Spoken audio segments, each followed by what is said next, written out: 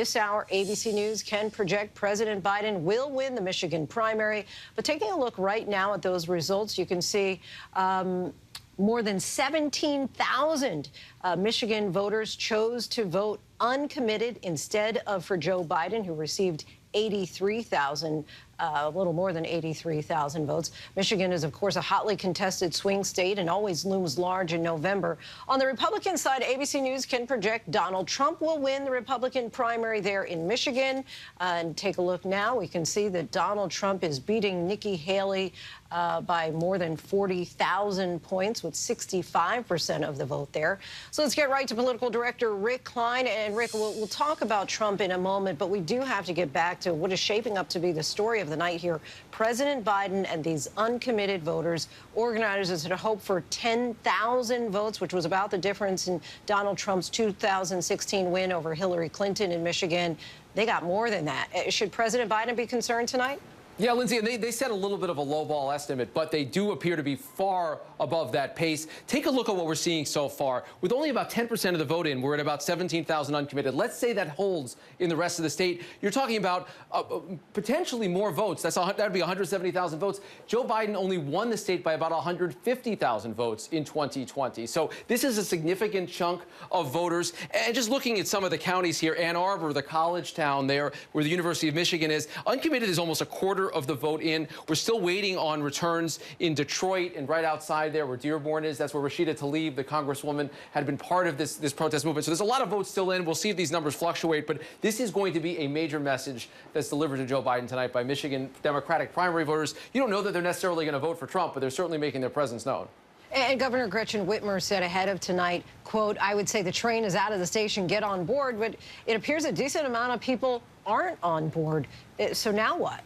Yeah, look, the question is what those voters decide to do, and are they just happy with this message being received? You know, there's not another candidate out there. Dean Phillips down there with just about 2% of the vote. Uncommitted means there could be delegates sent to the national convention that are not Joe Biden delegates, but they're not going to really be able to do anything. This is their strong statement that they're making. The question is how that message is received, and is there anything that happens in the conduct of the Israel-Hamas conflict that changes the perceptions of these voters, because they are letting people know tonight that they exist and they're in Michigan and they're willing to show up and vote.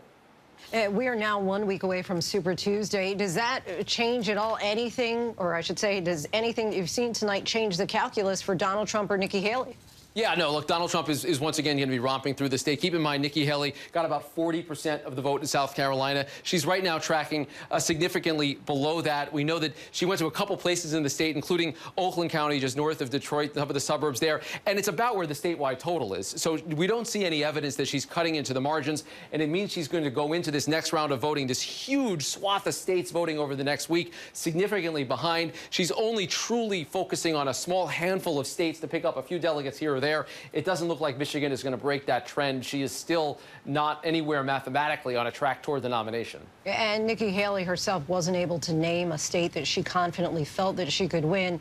Are there any tea leaves out there, any indicators to you that there are some states that she might possibly be able to squeak out a victory?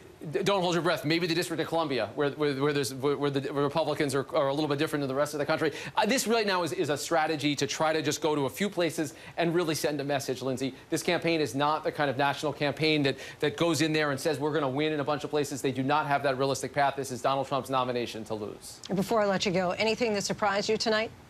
Look, I do think on the Democratic side, if you start to get into what this really represents, we just haven't seen anything like this before. There's a history in Michigan of uncommitted being a thing, but nothing on the scale that we're seeing tonight. Again, we'll see if these returns hold as the night goes on. But this is a major development and the first real opportunity for Democrats to vent their frustration, whatever it is, with the man that is now the presumptive nominee.